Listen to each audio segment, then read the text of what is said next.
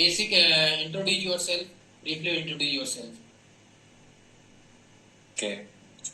So my name is Rohan Chaudhary and मैं कोलकाता से हूँ and मैंने बैचलर्स इन केमिस्ट्री किया है जादवपुर यूनिवर्सिटी से and then Madras IIT Madras से मैंने मास्टर्स किया है and then उसके बाद 2022 गेट में मैं अपीयर हुआ था। मेरा 9 रैंक थे, ऑल इंडिया रैंक 9 थे। उसके हिसाब उसके बेसिस में ओएनजीसी में मेरा सिलेक्शन हुआ। 2023 में मेरा जून में ज्वाइनिंग हुआ 2023 ओएनजीसी में। Yes, good. Next question is, what is the procedure for ONGC selection?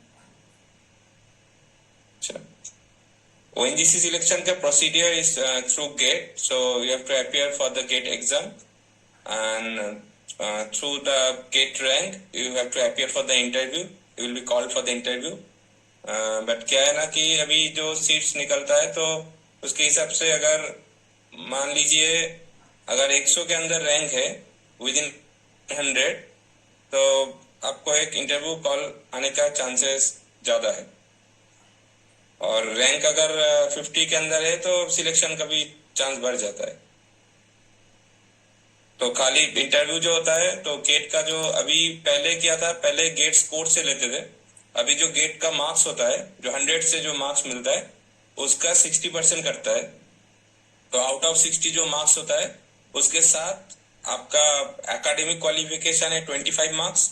Out of the 25 marks 20 marks is for MSc, तो जो सबको मिलता है, और 5 मार्क्स जो होता है वो जिसका एडिशनल पीएचडी है उसके लिए 5 मार्क्स मिलता है। और बाकी है इंटरव्यू 15 मार्क्स, जिसमें से जनरल ओबीसी और ईडब्ल्यूएस कैटेगरी कैंडिडेट को 9 मार्क्स मिलना चाहिए मिनिमम, और एससी एसटी के लिए 6 मार्क्स। तो मिला के 100 हो गया। 100 से जो मिलेगा आपको उसके बेसिस में अब सिलेक्शन होगा। Good. Next question, what is the life of ONGC GT chemist in ONGC? Can you explain?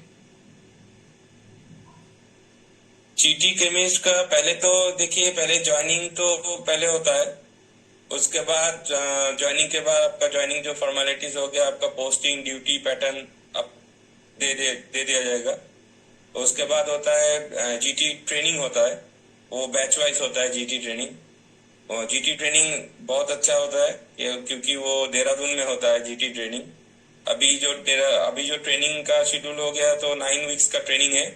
पहला 4 वीक्स तो ओएनजीसी एकेडमी में होता है, देन उसके बाद 2 वीक्स जो होता है वो अगर वो अहमदाबाद या महसाना, कैम्बे या राजामुंडी, ये 5 लोकेशन कुछ है।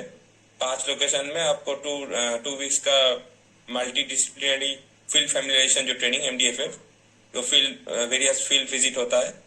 और उसके बाद फिर बैक टू देहरादून, उधर 3 वीक्स का एक स्पेशलाइजेशन ट्रेनिंग होता है आईडीटी में और KDMIP में केमिस्ट्री लोगों के लिए।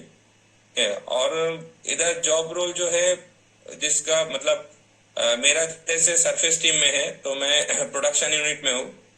तो हम लोगों का जो इधर क्रूड ऑयल आता है, वेल सैंपल जो आता है, वो उसका भी एनालिसिस हम लोग करते हैं।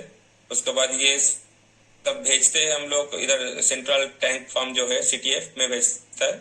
उसके बाद वो CTF से चला जाता है, वो रिफाइनरी में जाता है। असम में जो जाता है, असम में जो हम लोग जोरहाट का जो क्रूड है वो CTF से जाता है ऑयल इंडिया के पास, ठीक है। और जिसका मान लीजिए ऑफिस में पोस्टिंग है, ऑफिस में भी सरफेस का भी ऑफिस है, ड्रिलिंग का भी ऑफिस है, एंड फील्ड में ड्रिलिंग फील्ड सर्विस का भी जॉब रहता है। वो जो ड्रिलिंग जो होता है उसमें जो केमिस्ट का रोल होता है, उधर उनका एक रोल है केमिस्ट का। और कुछ लैब पोस्टिंग भी होता है, RGL में भी पोस्टिंग होता है। और सब कुछ मतलब ठीक है, मतलब इधर सब कुछ नॉर्मल है, मतलब ऐसा कुछ ये नहीं कि बहुत प्रेशर है।